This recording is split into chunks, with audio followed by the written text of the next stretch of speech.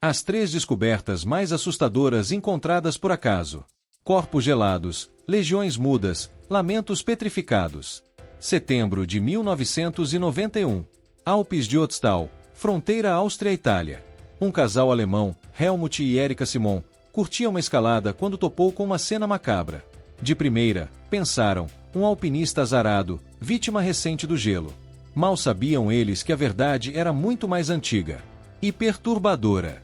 Do gelo derretido não surgiu uma tragédia moderna, mas os restos de um homem de 5.300 anos, da idade do cobre. Apelidado de Ötzi, o Homem do Gelo, estava tão bem preservado que abriu uma janela inédita para a pré-história europeia. O achado fortuito virou um marco arqueológico do século XX, não só pela idade, mas pelo jeito que morreu. Exames minuciosos, raio-x, tomografias, tudo mostrou, Ötzi não morreu de causas naturais. Foi assassinado. Uma ponta de flecha no ombro esquerdo. Ferida fatal. Sangrou até morrer, em minutos. E não foi só. Tinha um corte feio na mão direita, sinal de briga dias antes, e um golpe forte na cabeça, talvez o tiro de misericórdia ou o tombo depois da flechada. O que ele carregava só aumenta o mistério. Um machado de cobre de pureza impressionante para o período, um arco longo por terminar, uma aljava com flechas, algumas também inacabadas, uma faca de pedra com bainha e 2 potes de casca de bétula. Um deles guardava brasas em folhas, sinal de que estava pronto para acender fogo. O machado de cobre, item de status e tecnologia de ponta, levanta dúvidas. Quem ele era? Caçador? Pastor? Guerreiro? Ou um xamã, como indicam suas várias tatuagens, muitas em pontos de acupuntura, sugerindo algum conhecimento terapêutico. No estômago, carne de cabra montês e cervo, cereais e samambaias, estas talvez para tratar os vermes que de fato ele tinha. Pólen nos intestinos e roupas mostrou sua jornada por diferentes altitudes antes do fim, subindo dos vales para as montanhas onde encontrou a morte. Sua história complexa, morte violenta e o vislumbre de um passado brutal tornam este achado acidental profundamente assustador. Um drama humano de milênios, congelado, cujos ecos ainda vibram na neve. O puro acaso da descoberta, dependendo do recuo de uma geleira e da passagem de 2 aventureiros no ponto exato, intensifica o assombro em torno de Ötzi. Um espectro do Neolítico nos fita do passado, olhos vazios, mas cheios de segredos, lembrando-nos como a vida é frágil e a morte persistente.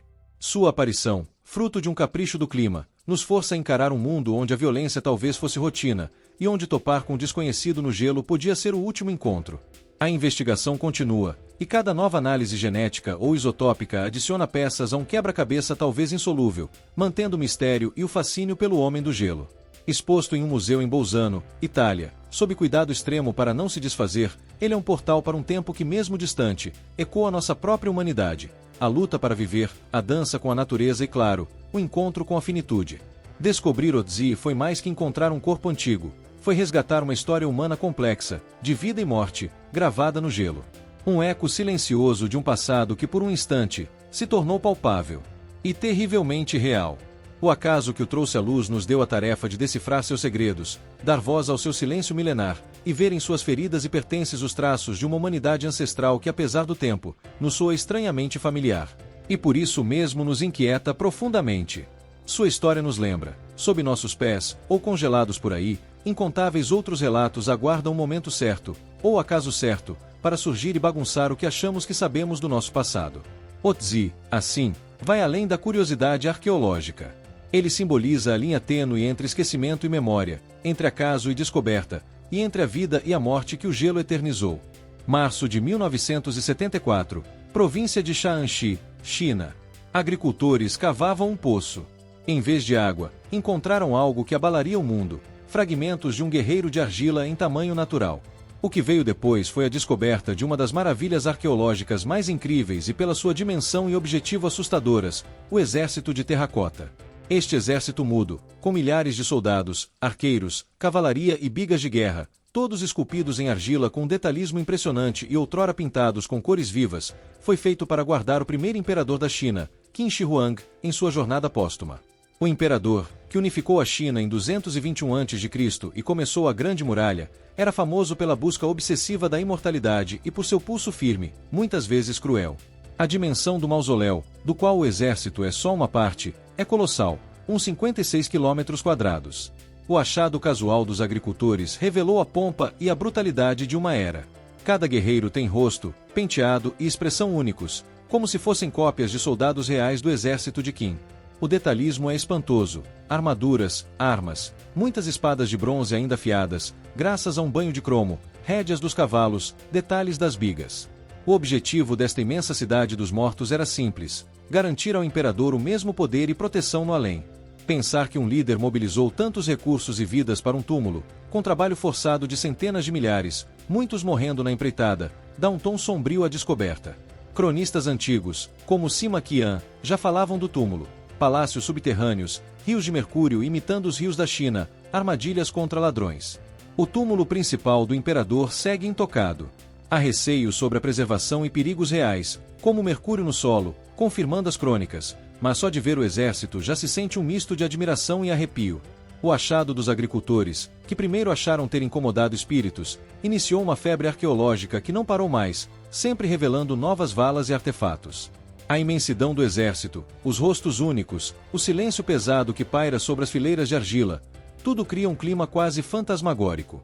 Parece que um feitiço antigo se quebrou, e esses guardiões eternos foram jogados à luz do dia depois de 2 milênios no escuro.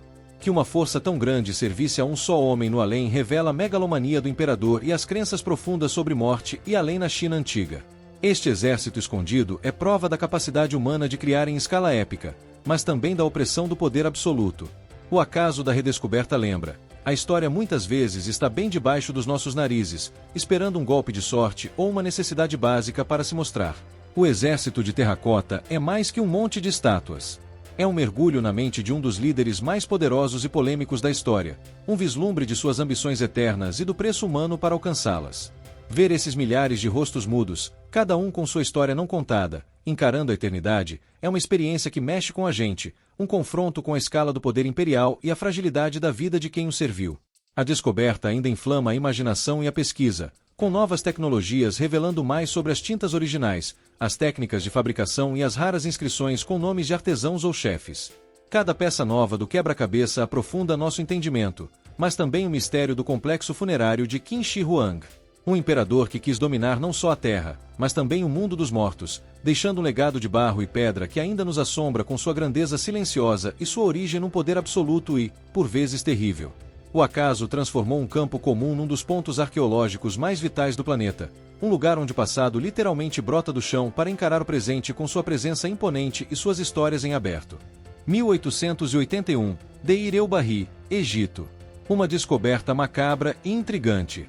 Não por arqueólogos numa escavação certinha, mas por uma investigação sobre artefatos antigos que do nada começaram a aparecer no mercado negro. A investigação revelou um esconderijo real, a tumba de B320. Ali, sacerdotes da 21 dinastia haviam reenterrado, em segredo, mais de 50 múmias de faraós, rainhas e nobres do novo império, incluindo lendas como Ramsés II e Seti, para salvá-las de ladrões de tumbas.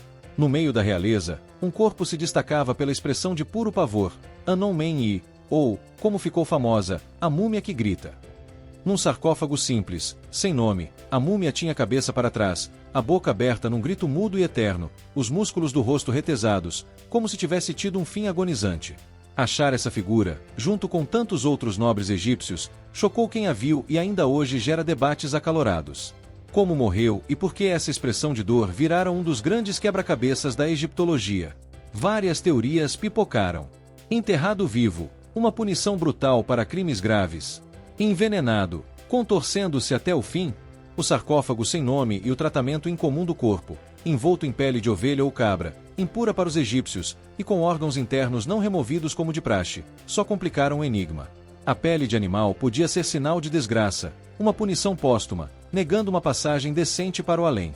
Por décadas, a identidade e a causa da morte do Anon Men Yi foram um mistério. Mas a tecnologia forense e o DNA recentes começaram a clarear as coisas.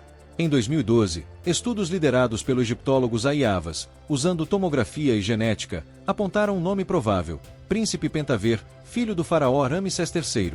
Documentos antigos, como o papiro judicial de Turim, contam de uma conspiração no palácio. Ti, uma das esposas de Ramsés III, tentou matá-lo para pôr seu filho Pentaver no trono. A trama foi descoberta, os culpados, julgados e condenados. O papiro diz que Pentaver tirou a própria vida, talvez um jeito suave de dizer suicídio forçado, por enforcamento ou veneno. Exames na múmia mostraram marcas no pescoço que batem com enforcamento ou estrangulamento, e a caixa torácica comprimida poderia ser resultado da pressão. Se for mesmo Pentaver, sua agonia e o tratamento indigno do corpo seriam um reflexo de seu crime e castigo. O achado casual do esconderijo DB-320, impulsionado pela cobiça de ladrões modernos e a investigação que se seguiu, revelou não só a glória dos faraós, mas também seus dramas mais obscuros e tragédias pessoais. A múmia que grita é um testemunho cru de um desses momentos, um rosto parado no tempo, transmitindo dor e desespero através dos séculos.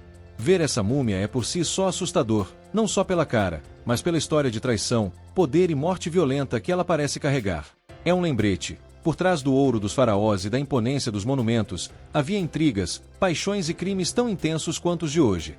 O acaso que a trouxe de volta, dentro de um lote maior de múmias reais salvas da profanação, adiciona uma ironia à sua história.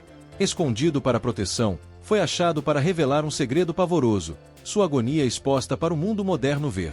A múmia que grita é mais que curiosidade, é um elo direto com as emoções mais básicas, o eco de um grito que, mesmo calado pelo tempo, ainda soa com uma força que incomoda. Um testemunho da capacidade humana para a crueldade e da persistência do sofrimento, mesmo na morte. Sua presença no museu, agora com identidade mais provável, ainda provoca um misto de fascínio e pavor. Um lembrete duro de que nem todos os segredos do Egito Antigo são de ouro e glória, mas também de dor e desespero gravados na carne mumificada.